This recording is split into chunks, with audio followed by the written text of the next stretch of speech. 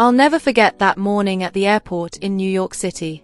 I was supposed to be excited, ready to start my 23rd birthday in Hawaii, but things took a wild turn before I even boarded the plane. My phone buzzed with a text from my sister, Olivia, and I smiled at first, thinking it was a sweet birthday message. Instead, it was a sly warning: don't expect anything from Mom and Dad. They are in a mood. I laughed nervously and called my parents to say goodbye. That's when it happened. My dad said, without any warning, "If you want to come, buy your own ticket." The words hit me like a slap. I froze, then laughed it off, waving goodbye and saying, "No need for that." I grabbed my backpack and headed to the gate, my heart racing but my excitement still alive. I had $1,200 saved for this trip, enough for a small beach house rental in Honolulu, and I was determined to make this birthday unforgettable. Little did I know, the real adventure, and the family surprises, were only just beginning. When I landed in Honolulu, the warm sun hit my face, and the smell of salt water instantly lifted my spirits. I dragged my suitcase through the small airport, trying not to trip over my excitement. My first thought was the tiny beach house I had booked for $900 a week. I had found it online a month ago, a white wooden house with blue shutters, a little garden full of hibiscus flowers, and a small porch that looked out over the ocean. The pictures had made it look like a dream, and stepping through the door in person, it was even better. I couldn't believe this was going to be my home for the next week. After dropping my luggage and unpacking, I decided to explore the area. I walked down the narrow sandy path toward the beach, feeling the warm sand between my toes. I passed a few small shops and cafes, each with handmade signs and the faint smell of fresh coconut. That's when I met Marco, a man in his early 30s with sun-bleached hair and a friendly smile. He sold handmade bracelets on the beach, and I couldn't resist stopping to look. "Don't stick to the hotels," he said when I asked about local spots. "Real Hawaii is out here, with the waves and coconuts. The tourists miss the best stuff." I laughed at his enthusiasm and promised to take his advice. That evening, I sat on the porch of my little house, sipping a pineapple smoothie I had bought from a nearby cafe. The ocean stretched endlessly before me, waves crashing gently against the shore. I thought about my family back in New York. My parents had shocked me at the airport, and Olivia had sent that mysterious text. At first, I felt a pang of anger, but then I realized it didn't matter. I was on my birthday trip, and I was determined to enjoy it. I counted the money I had saved, $1,200, plus an extra $500 tucked away in my backpack just in case of emergencies. I didn't want to think about paying for my own ticket back home. I wanted to focus on this moment. Over the next few days, I found myself falling into a carefree routine. Mornings were for walks along the shore, collecting small shells and photographing the sunrise. I tried surfing for the first time, with Marco giving me tips and laughing at my awkward flops. Each wave was a challenge, and each small victory made me feel braver. I even made a few new friends, a couple named Sarah and Liam from Europe, who were traveling across America and decided to stop in Hawaii for a week. We shared stories of travel, laughed over failed surfing attempts, and even cooked a simple dinner of fish and rice together one night. But the calm of my solo adventure didn't last long. On the third day, I got another text from Olivia: "You think you're clever. Wait until Mom and Dad arrive." My stomach twisted, but I ignored it. I had enough money, $500 for emergencies, and a plan to enjoy my birthday fully. Still, I couldn't help but wonder what she meant. Did she know something I didn't? That afternoon, I decided to take a walk to a local market that Marco had recommended. The stalls were colorful, filled with fresh fruit, handmade jewelry, and little trinkets. I bought a small seashell necklace for myself for $15, smiling at the thought that I was creating my own memories. I didn't need anyone else to celebrate my birthday. I was doing it my way. As I wandered through the market, I overheard a conversation between two locals. "Did you hear about the hotel across the street?" one said. "The one everyone thinks is fancy. It's got a new owner, and I heard it's someone local." I frowned, curious, but didn't ask more. It didn't seem important, at least, not yet. Back at my house, I made a simple dinner and watched the sunset from my porch. The sky turned shades of orange and pink, reflecting on the calm waves. For a moment, I felt completely at peace. The stress of my parents, the airport drama, Olivia's cryptic messages, all of it felt distant. I laughed quietly to myself, thinking about how my parents had expected me to buy my own ticket and how I had brushed it off. I had turned a frustrating moment into the start of an unforgettable adventure. That night, as I lay in the small but cozy bedroom of my house, I thought about the coming days. I had no schedule, no expectations, just the freedom to explore and enjoy. My plan was simple: discover hidden beaches, try more local food, maybe surf a little better, and see the real side of Hawaii. Even with Olivia's teasing messages and my parents' stubbornness, I knew this trip would be one for the books. Little did I know, the biggest surprises, and the family drama, were still waiting for me, just around the corner. By the time I fell asleep, I felt excited and ready for whatever would happen next. Hawaii had already shown me a new sense of independence, and I couldn't wait to see what adventures, and perhaps mischief, Olivia had planned for my birthday. I woke up early that morning, feeling the gentle hum of the waves through my window. The sun was just beginning to rise over Honolulu, and I could hear the faint sounds of seagulls circling above. I stretched, thinking about another perfect day on the beach, unaware that it was about to turn into something I would never forget. I had just finished a cup of strong coffee on my porch when I noticed a shiny black SUV pull up near the fancy hotel across the street. At first, I didn't think much of it. Tourists came and went all the time. But something made me squint, and then I saw them, my parents, stepping out of the car with their luggage. My heart skipped a beat. I hadn't expected them to show up so soon, and honestly, I wasn't entirely ready for the encounter. My mom looked flustered, adjusting her sun hat, while my dad carried the bags and grumbled under his breath. I could tell from their faces that they were already stressed before even checking in. Curiosity got the better of me, so I walked a little closer to the hotel entrance, pretending to admire the nearby palm trees. That's when I heard the chatter of the locals. A woman named Jenna, who owned a small souvenir shop nearby, leaned over and whispered to another tourist. "They booked that hotel thinking it was cheap," she said, her voice barely audible. "Funny thing is, it's owned by someone who's, well, famous around here." I froze. Famous? My mind raced. Who could possibly own the hotel? I looked over the hedge and saw my parents at the reception desk, arguing about the £1,500 booking fee for 3 nights. Their faces were a mix of frustration and disbelief. Then, slowly, a woman appeared behind the counter, and my jaw dropped. It was Olivia. My sister. She was smirking, her arms crossed, looking far too pleased with herself. I couldn't believe it.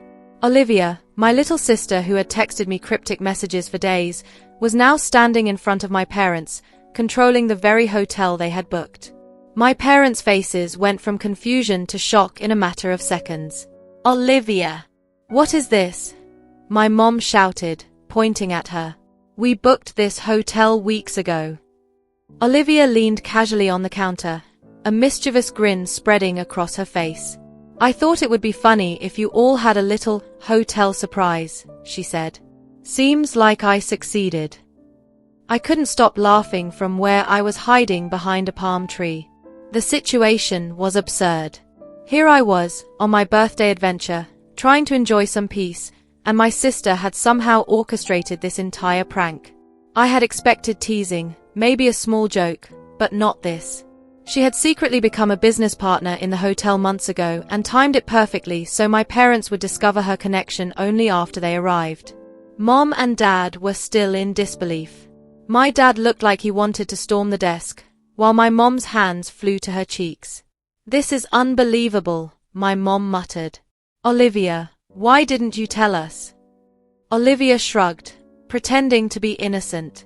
"I didn't think it mattered," she said, still grinning. "I just thought it would be a fun surprise for your little birthday trip." I decided it was time to make my presence known. I walked over slowly, letting them see me laughing at the chaos. My parents looked at me, and then at each other, realizing that I had already caught on. "You're laughing at us?" my dad asked, his voice a mix of irritation and confusion. "Absolutely," I said, shaking my head with a grin. "This is amazing.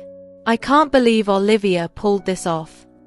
I could see my mom trying to suppress a smile, and even my dad's frown softened a little. Olivia handed me a small envelope. "Open it," she said. I tore it carefully, expecting another prank, but inside was a keycard for a luxury suite upgrade, a $700 bonus for my birthday stay. My jaw dropped. "You did this?" I asked, incredulous. "Consider it a birthday gift," she said, her smirk softening into a small smile. "And maybe a little payback for all those times you embarrassed me growing up." I laughed and hugged her. "You're lucky this is my 23rd birthday, or I might have held a grudge." For the next hour, my parents finally calmed down enough to enjoy a small tour of the hotel. They still seemed a little shocked by Olivia's involvement, but I could tell they were secretly impressed. The hotel was beautiful, with glass balconies overlooking the beach, a swimming pool glimmering under the sun, and little private gardens tucked behind the main building. Olivia gave them a personal tour, pointing out her favorite spots and explaining the history of the hotel. After they settled in, I wandered back to my beach house. My heart was racing, but not in a bad way. The unexpected twist had turned what could have been a tense birthday into something unforgettable. I sat on my porch, listening to the waves, and smiled at how surreal the situation was. My sister had managed to combine chaos, surprise, and generosity all in one move, and somehow, it worked. That evening, we all met for a casual dinner by the beach. Olivia, my parents, and I sat at a small table in a little local cafe, laughing and recounting the events of the day. Marco stopped by to say hello, and I introduced him to my family. He joked about surfing lessons and local tips, and even my dad laughed, shaking his head in disbelief. My mom smiled quietly, clearly pleased that the family had come together despite the initial shock. As the sun set, painting the sky in shades of orange and pink, I realized that this birthday trip had turned into something far bigger than just a celebration. It was about family, surprises, independence, and adventure all rolled into one. I had $500 in emergency cash still tucked safely away, a luxury suite waiting for me tomorrow, and a story that I would tell for years to come. And best of all, I could finally laugh at the fact that Olivia, my little sister, had managed to turn everything upside down in the most unforgettable way possible. By the time I returned to my small beach house that night, I felt a mix of excitement and anticipation. Tomorrow promised more adventures, more waves, and maybe even more surprises. One thing was certain, Hawaii had already given me my most unforgettable birthday yet, and the week was far from over. The next morning, I woke up to the sound of waves crashing gently on the shore. I stretched lazily on the porch of my small beach house in Honolulu, sipping the last bit of my pineapple smoothie. The events of the previous day still felt surreal. My parents discovering Olivia's connection to the hotel, the $700 suite upgrade, and the drama that had somehow turned into laughter, it was all still fresh in my mind. I knew that today would be my last full day in Hawaii, and I wanted to make it count. I decided to start with a walk along the beach, collecting small seashells and enjoying the solitude before the family reunion began. The sand was warm under my feet, and the morning sun painted the ocean in sparkling shades of blue. I thought about the week so far, solo surfing lessons with Marco, conversations with Sarah and Liam from Europe, and the quiet nights in my cozy beach house. Everything had been perfect, until Olivia's surprise had thrown everyone into chaos. I couldn't stop smiling as I remembered the look on Mom and Dad's faces when they realized who owned the hotel. After breakfast, I decided to check in on them at the hotel. As I approached the lobby, I could see Olivia behind the counter, chatting with my parents. My mom waved, her smile warm, and even my dad looked relaxed, holding a cup of coffee and shaking his head in disbelief. "Good morning, birthday girl," Olivia said, her usual smirk softened into a grin. She handed me a small envelope.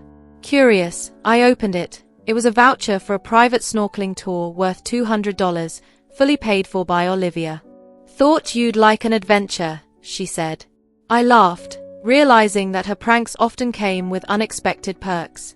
We all decided to spend the morning together at the hotel pool, sipping fruity drinks and soaking up the sun.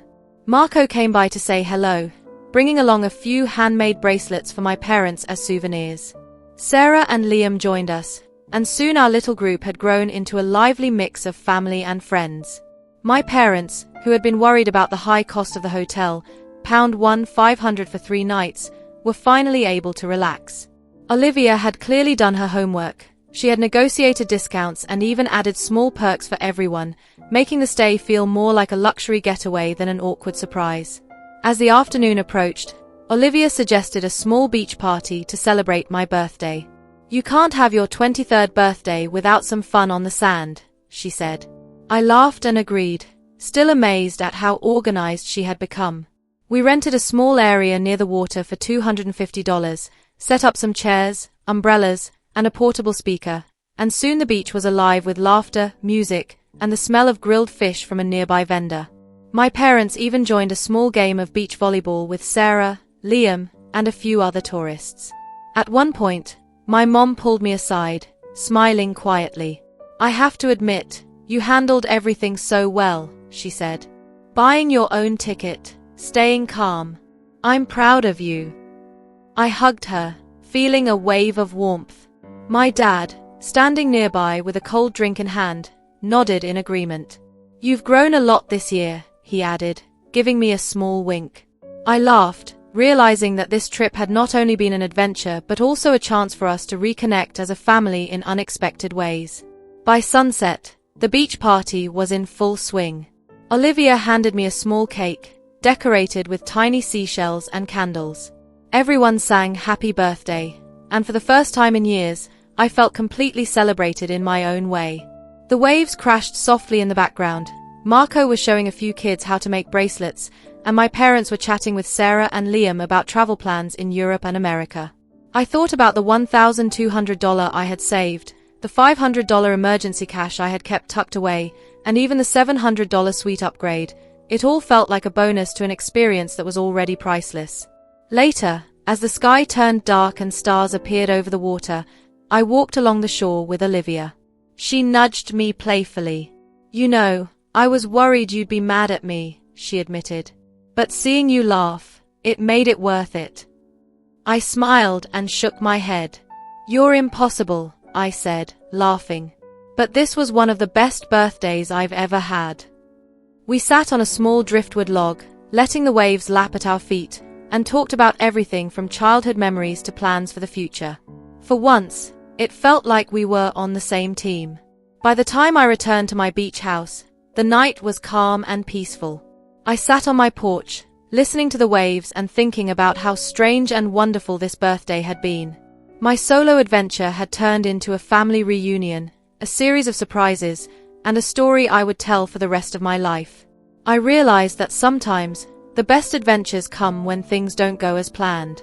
The airport drama, the family tension, and even Olivia's mischievous pranks had all led to this moment, a perfect birthday in Hawaii. Before going to bed, I counted my money one last time, laughing at how insignificant it seemed compared to the memories I had made.